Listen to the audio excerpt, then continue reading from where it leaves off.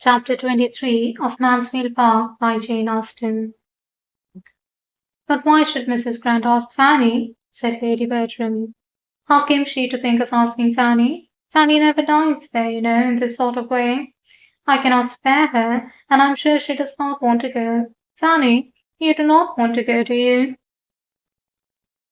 If you put such a question to her, cried Edmund, preventing his cousin speaking, Fanny will immediately say no. But I am sure, my dear mother, she would like to go, and I can see no reason why she should not. I cannot imagine why Mrs. Grant should think of asking her. She never did before. She used to ask your sisters now and then, but she never asked Fanny. If you cannot do without me, ma'am, said Fanny in a self-denying tone. But my mother will have my father with her all the evening. To be sure, so I shall. Suppose you take my father's opinion, ma'am? That's well thought of. So I will, Edmund. I will ask Sir Thomas as soon as he comes in whether I can do without her. As you please, ma'am, on that head, but I meant my father's opinion as to the propriety of the invitations being accepted or not, and I think he will consider it a right thing by Mrs. Grant as well as by Fanny, that being the first invitation it should be accepted. I do not know. We will ask him. But he will be very much surprised that Mrs. Grant should ask Fanny at all. There was nothing more to be said, or that could be said to any purpose, till Sir Thomas were present, but the subject involving, as it did, her own evening's comfort for the morrow, was so much uppermost in Lady Bertram's mind that half an hour afterwards, on his looking in for a minute in his way from his plantation to his dressing-room, she called him back again, when he had almost closed the door, with, "Sir Thomas, stop a moment. I have something to say to you." Her tone of calm languor, for she never took the trouble of raising her voice, was always heard and attended to, and Sir Thomas came back. The story began, and Fanny immediately slipped out of the room, for to hear herself the subject of any discussion with her uncle was more than her nerves could bear. She was anxious, she knew, more anxious perhaps than she ought to be, for what was it after all whether she went or stayed? But if her uncle were to be a grave, while considering and deciding, and with very grave looks, and those grave looks directed to her, and at last decide against her, she might not be able to appear properly submissive and indifferent.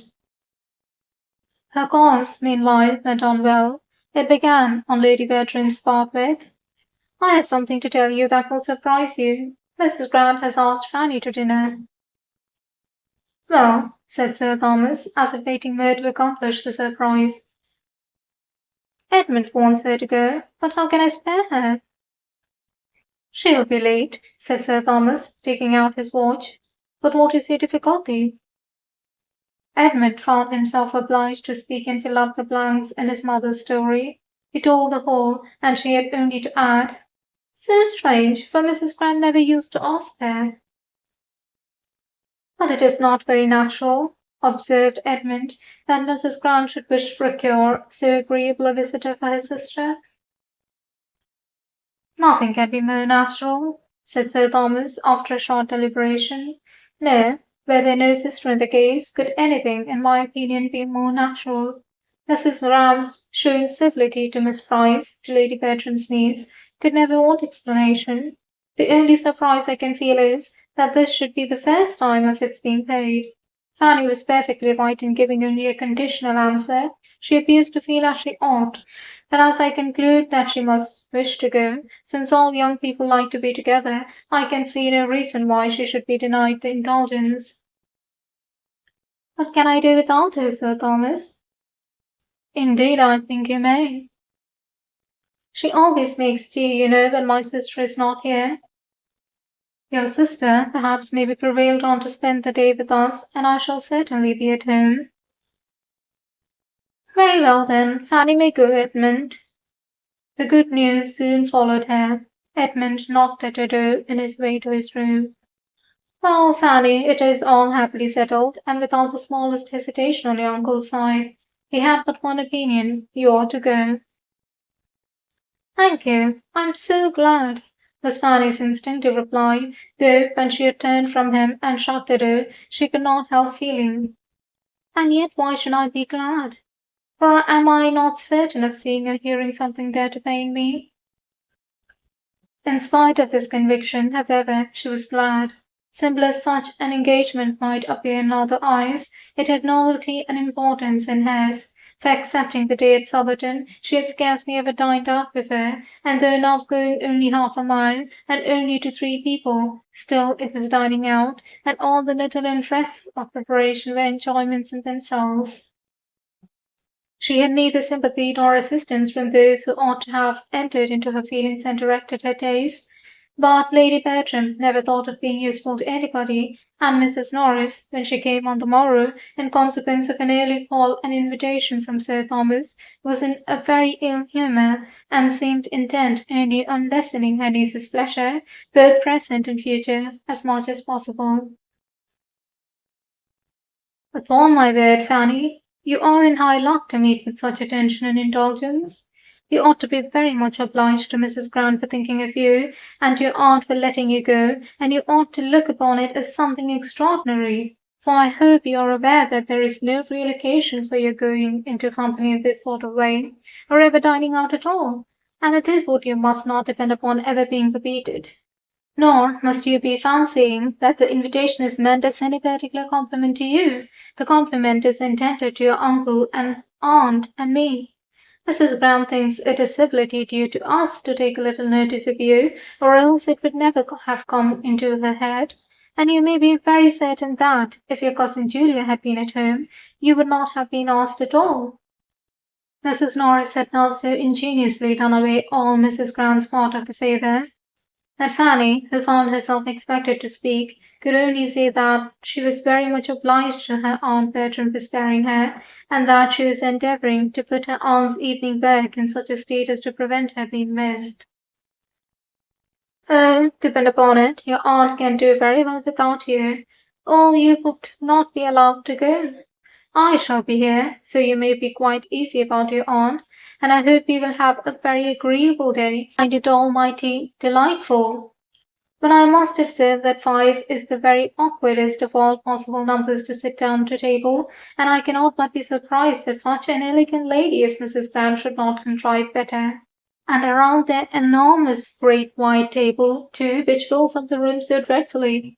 Had the doctor been contented to take my dining table when I came away, as anybody in their senses would have done, instead of having that absurd new one of his own, which is wider, literally wider than the dining table here, how infinitely better it would have been, and how much more he would have been respected.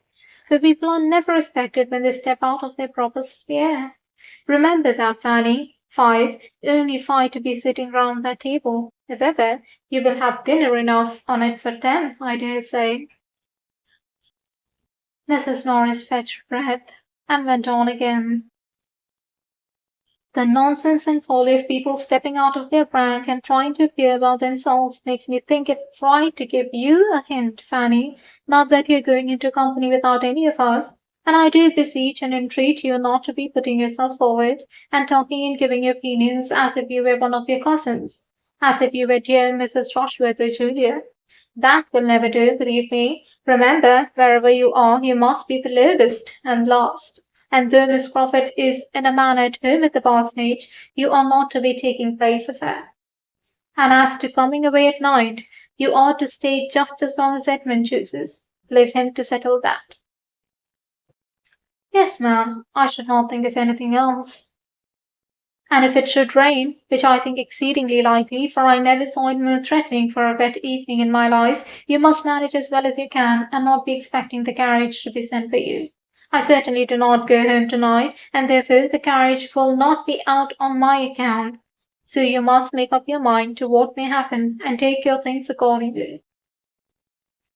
Her niece thought it perfectly reasonable. She rated her own claims to comfort as low even as Mrs. Norris could, and when Sir Thomas soon afterwards, just opening the door, said, "Fanny, at what time would you have the carriage come round?" she felt a degree of astonishment which made it impossible for her to speak. "My dear Sir Thomas," cried Mrs. Norris, red with anger, Fanny can walk. Walk? Repeated Sir Thomas in a tone of most unanswerable dignity, and coming farther into the room. My niece walked to a dinner engagement at this time of the year. Will 20 minutes after four suit you? Yes, sir, was Fanny's humble answer, given with the feelings almost of a criminal towards Mrs. Norris, and not fearing to remain with her in what might seem a state of crime, she followed her uncle out of the room, having stayed behind him only long enough to hear these words spoken in angry agitation. Quite unnecessary, a great deal too kind. But Edmund goes. True, it is upon Edmund's account. I observed he was hers on Thursday night. But this could not impose on Fanny. She felt that the carriage was for herself and herself alone,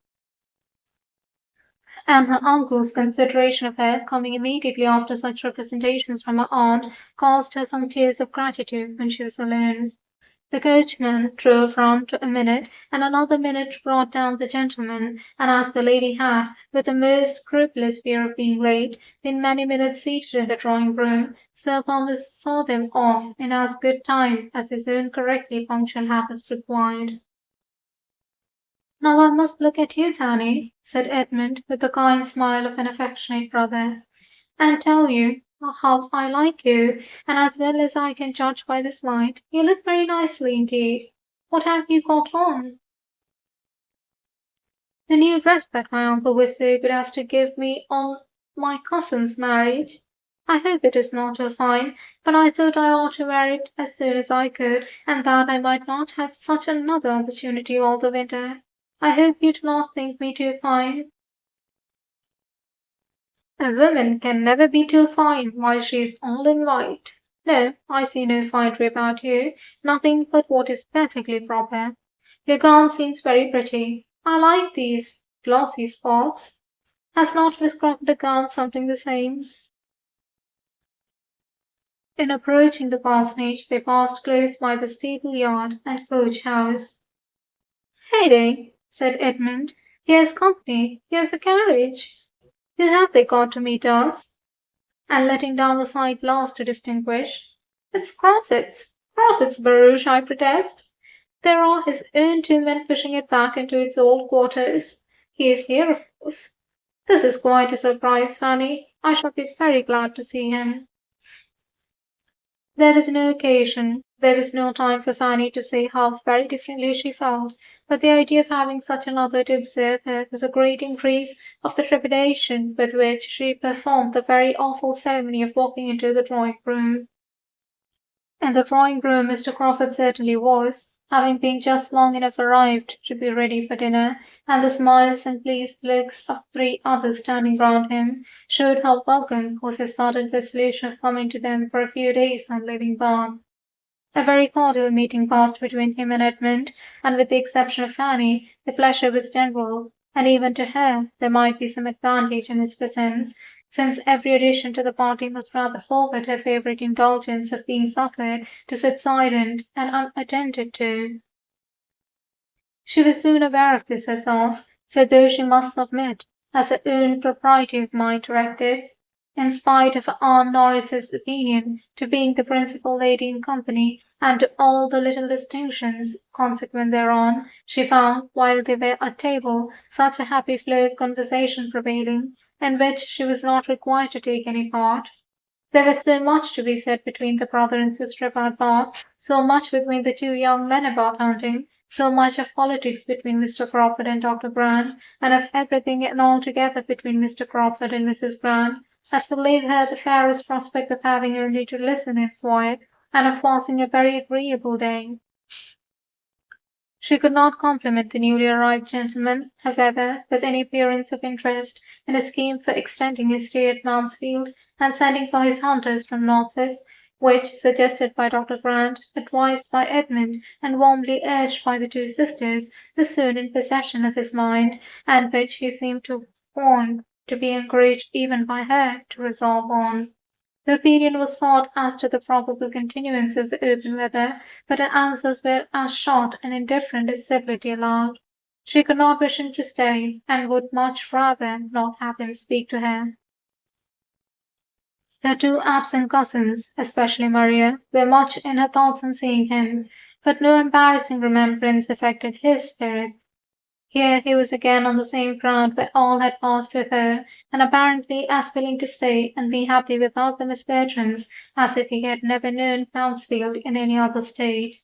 She heard them spoken of by him only in a general way, till they were all reassembled in the drawing-room, when Edmund, being engaged apart in some matter of business with Dr. Graham, which seemed entirely to engross them, and Mrs. Grant occupied at the tea-table, he began talking of them with more particularity to his other sister. With a significant smile, which made Fanny quite hate him, he said, "So Rushworth and his fair bride are at Brighton, I understand. Have you, ma'am?" "Yes, they have been there about a fortnight, Miss Price, have they not? And Julia is with them. And Miss Yates, I presume, is not far off?" "Mr. Yates? Oh, we hear nothing of Miss Yates. I do not imagine he figures much in the letters to Mansfield Park. Do you, Miss Price? I think my friend Julia knows better than to entertain her father with Miss Yates." "Poor Rushworth and his 42 speeches," continued Crawford. "Nobody can ever forget them. Poor fellow! I see him now, his toil and his despair. Well, I'm much mistaken if his lovely Maria will ever want him to make 42 speeches to her," adding, with a momentary seriousness, "she is too good for him, much too good." And then changing his tone again to one of gentle gallantry, and addressing Fanny, he said, "You were Mr. Rushworth's best friend. Your kindness and patience can never be forgotten. Your indefatigable patience in trying to make it possible for him to learn his part, and trying to give him a brain which nature had denied, to mix up an understanding for him out of the superfluity of your own. He might not have sense enough himself to estimate your kindness, but I may venture to say that it had honour from all the rest of the party." Fanny coloured and said nothing. "It is as a dream, a pleasant dream," he exclaimed, breaking forth again after a few minutes' musing. "I shall always look back on our theatricals with exquisite pleasure. There was such an interest, such an animation, such a spirit diffused. Everybody felt it. We were all alive. There was employment, hope, solicitude, bustle, for every hour of the day. Always some little objection, some little doubt, some little anxiety to be got over. I never was happier." With silent indignation, Fanny repeated to herself, "Never happier? Never happier than when doing what you must know was not justifiable? Never happier than when behaving so dishonourably and unfeelingly? Oh, what a corrupted mind!" "We were unlucky, Miss Price," he continued in a lower tone, to avoid the possibility of being heard by Edmund, "and not all aware of her feelings. We certainly were very unlucky. Another week, only one other week, would have been enough for us. I think if we had had the dispost of events, if Mansfield Park had had the government of the winds just for a week or two about the equinox, there would have been a difference. Not that we would have endangered his safety by any tremendous weather, but only by a steady contrary wind, or a calm. I think, Miss Price, we would have indulged ourselves with a week's calm in the Atlantic at that season." He seemed determined to be answered, and Fanny, averting her face, said with a firmer tone than usual, "As far as I am concerned, sir, I would not have delayed his return for a day. My uncle disapproved it all so entirely when he did arrive, that in my opinion everything had gone quite far enough." She had never spoken so much at once to him in her life before, and never so angrily to any one, and when her speech was over, she trembled and blushed at her own daring. He was surprised, but after a few moments' silent consideration of her, replied in a calmer, braver tone, and as if the candid result of conviction, "I believe you are right. It was more pleasant than prudent. We were getting too noisy." and then turning the conversation, he would have engaged her on some other subject, but her answers were so shy and reluctant that he could not advance in any. Miss Crawford, who had been repeatedly eyeing Dr. Grant and Edmund, now observed, "Those gentlemen must have some very interesting point to discuss." "The most interesting thing in the world," replied her brother. "How to make money, how to turn a good income into a better. Dr. Grant is giving Bertram instructions about the living he is to step into so soon. I find he takes orders in a few weeks." They were at it in the dining parlour. "I'm glad to hear Bertram will be so well off. He will have a very pretty income to make ducks and drakes with, and earn without much trouble. I apprehend he will not have less than 700 a year. 700 a year is a fine thing for a younger brother, and as of course he will still live at home, it will be all for his Manoplasia, and a sermon at Christmas and Easter, I suppose, will be the sum total of sacrifice." His sister tried to laugh off her feelings by saying, "Nothing amuses me more than the easy manner with which everybody settles the abundance of those who have a great deal less than themselves. You would look rather blank, Henry, if your Manoplasia were to be limited to 700 a year." "Perhaps I might, but all that, you know, is entirely comparative. Birthright and habit must settle the business. Bertram is certainly well off for a cadet of even a baronet's family. By the time he is 4 or 5 and 20, he will have 700 a year, and nothing to do for it." Miss Crawford could have said that there would be a something to do and to suffer for it, which she could not think lightly of, but she checked herself and let it pass, and tried to look calm and unconcerned when the two gentlemen shortly afterwards joined them. "Bertram," said Henry Crawford, "I shall make a point of coming to Mansfield to hear you preach your first sermon. I shall come on purpose to encourage a young beginner. When is it to be? Miss Price, will not you join me in encouraging your cousin? Will not you engage to attend with your eyes steadily fixed on him the whole time, as I shall do, not to lose a word, or only looking off just to note down any sentence pre-eminently beautiful? We will provide ourselves with tablets and a pencil. When will it be? You must preach at Mansfield, you know, that Sir Thomas and Lady Bertram may hear you." "I shall keep clear of you, Crawford, as long as I can," said Edmund, "for you would be more likely to disconcert me, and I should be more sorry to see you trying at it than almost any other man." "Will he not feel this?" thought Fanny. "No, he can feel nothing as he ought." The party being now all united, and the chief talkers attracting each other, she remained in tranquillity, and as a whist table was formed after tea, formed really for the amusement of Dr. Grant by his attentive wife, though it was not to be supposed so, and Miss Crawford took her half, she had nothing to do but to listen, and her tranquillity remained undisturbed the rest of the evening, and except when Mr. Crawford now and then addressed to her a question or observation which she could not avoid answering. Miss Crawford was too much vexed by what had passed to be in a humour for anything but music.